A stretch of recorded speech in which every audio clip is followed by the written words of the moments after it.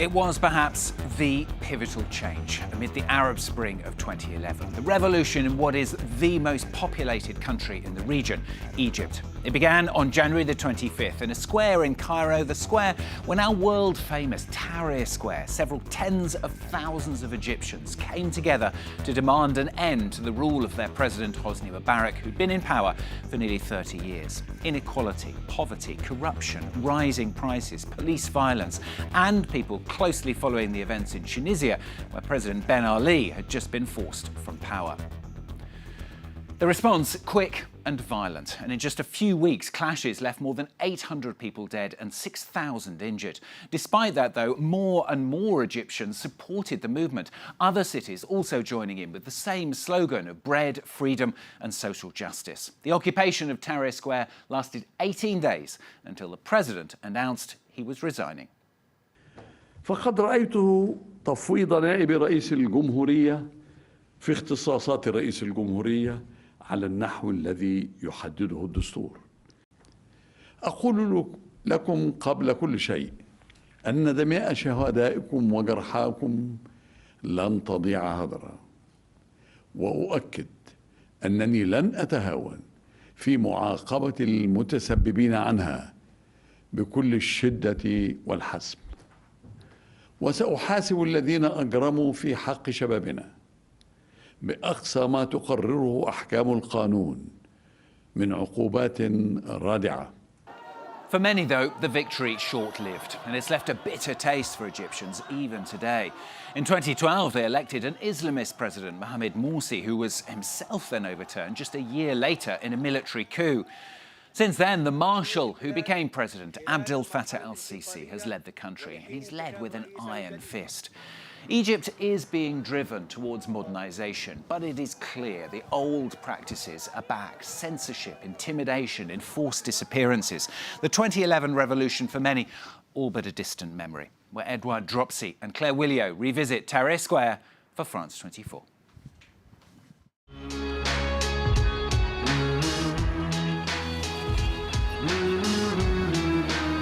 Tahrir Square.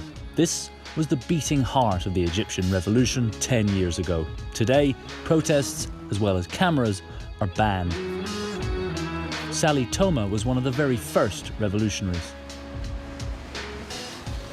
These were tents everywhere, especially around the square itself, like over there, and different camps. Every day, I remember at 6, we would actually visit each other and talk and debate and discuss. I lived here the happiest moments of my life 10 years ago. I lived magic.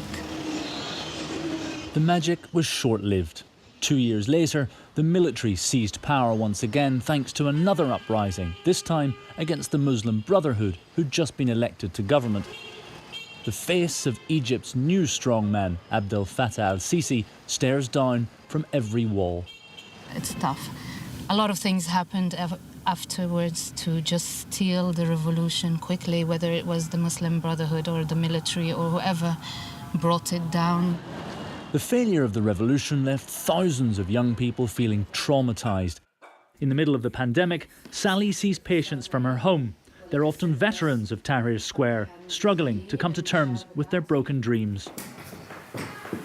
The past 10 years have been particularly traumatic because, as we said, if the whole place is a trauma land and the sense of defeat is sensed everywhere, this makes trauma more present and it can be felt. We are struggling but pushing ahead. And I call it that we are, like in Arabic I say, مكملين بعبلنا, which means I'm continuing with all the scars and the wounds and the abal as much as possible. To make a clean break with the past, President Sisi decided to build an entirely new capital city. In this PR video, the company tasked with its construction, which is entirely controlled by the army, boasts of a city that will be well connected, protected and environmentally friendly. It's intended to relieve the congestion of Cairo, which has a population of 20 million people. This new city, quite literally built on sand, will be 7 times bigger than Paris and welcome 6 million new inhabitants. And the budget for shifting the centre of power?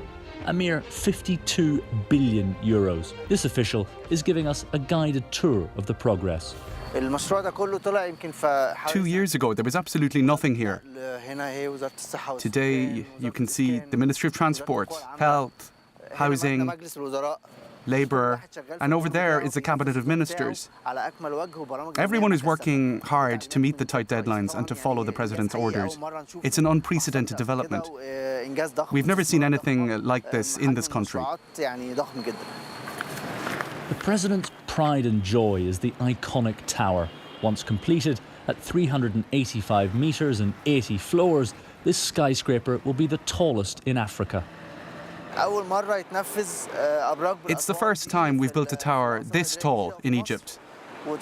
It's a symbol of the government's greatness.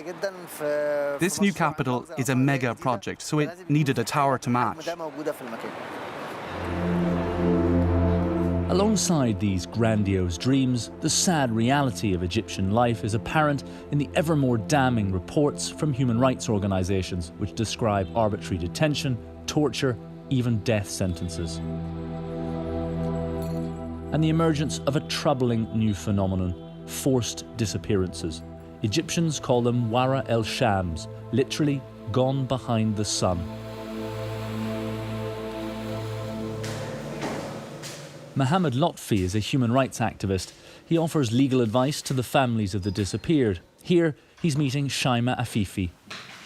Her husband, a former opposition politician, was convicted in 2017 of insulting the judiciary. He was waiting to appeal the initial verdict when he disappeared. That was over 2 years ago. Shaima is desperate. I'm sending this message to whoever is behind Mustafa's disappearance. I want you to understand clearly, his children need him. I don't know why he's been arrested or why he has disappeared. But if he has done something, we can fix it. Let us speak to him.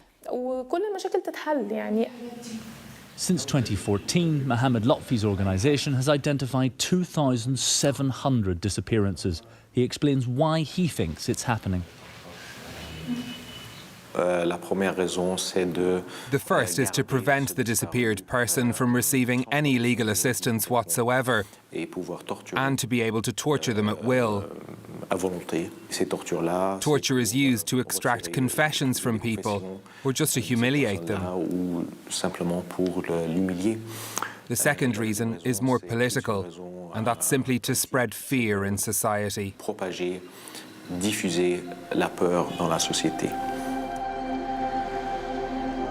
9,000 kilometres away from Cairo, Mohammed Sultan is rebuilding his life in a suburb of Washington. In 2013, his world fell apart as he was documenting a Muslim Brotherhood demonstration that was violently broken up. Several hundred people are said to have been killed. Mohammed's father, who had links to the Islamist group, was sentenced to life in prison. Mohammed was jailed for nearly 3 years. To protest the inhumane conditions in the prison system, the Egyptian-American activist went on hunger strike for 489 days. It's hard to talk about torture. I talk about it, but it's hard because the physical pain that you remember goes away. It goes away because you break, even if you just break an arm or something, the physical pain goes away. The stuff that stays with you is a psychological torture. That's 5 years later still with me. The man Mohammed holds responsible is Hazem el-Beblawi, the Egyptian Prime Minister at the time of his arrest. Last June, Mr. Sultan filed a lawsuit against him in an American court for torture and attempted murder. This is one of the biggest decisions of my life.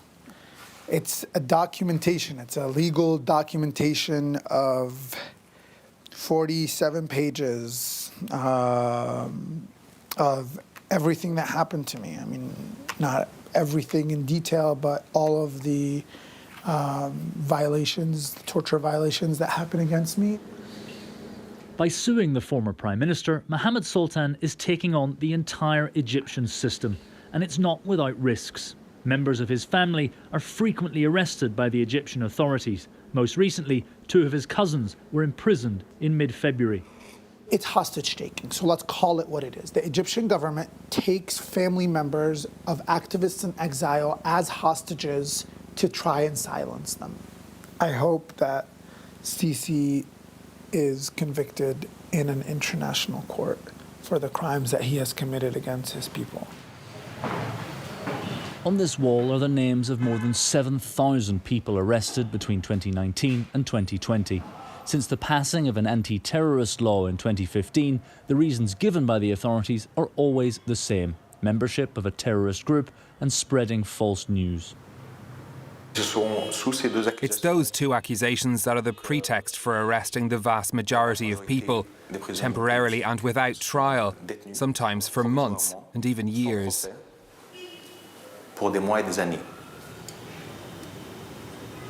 Mohamed Lotfi believes that the government is abusing its power in the name of the fight against terrorism.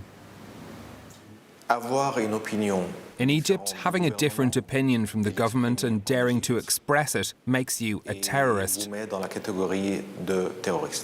It started in 2013 with the arrest of pro-Morsi demonstrators. That's the late former president of the Muslim Brotherhood. And now we have a situation where ordinary citizens without any political affiliation are treated in the same way as the political prisoners who've been arrested en masse. And they're kept in inhumane conditions. During a press conference, we asked the Egyptian Foreign Affairs Minister to respond to these allegations. Sameh Sukri dismissed them without hesitation. Some organizations favor violence and extremism. They are linked to some media. These human rights organizations spread false information that has absolutely no basis in reality. In videos like this one, passed to journalists, the Ministry of Information defends the government's record and blames the Muslim Brotherhood for allegations it claims are untrue, notably regarding forced disappearances.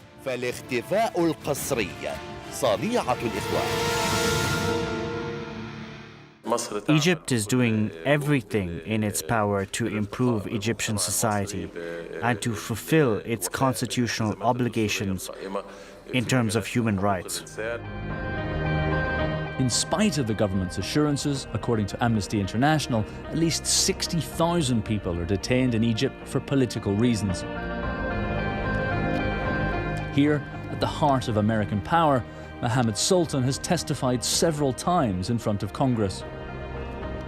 The regime continues to escalate in its repression in an unprecedented way. And that is because it is not facing any real consequences for its escalation in its repression. It feels like anything that the international community is giving it a green light to do as it wishes. The Biden administration has promised to take a firmer stance in defense of human rights in Egypt. In the meantime, Mohammed Sultan is frustrated that his country remains a privileged diplomatic partner of Western democracies. Sisi would not have survived as long as he has. He would not if he didn't have the legs to stand on of these warm welcomes in places like this, and in the White House and the Élysée and other places. Last December, President Sisi was awarded the Légion d'honneur by Emmanuel Macron himself. It granted a veneer of respectability to the regime. If they wish to survive, opponents have a choice: pack up and leave, or shut up and stay.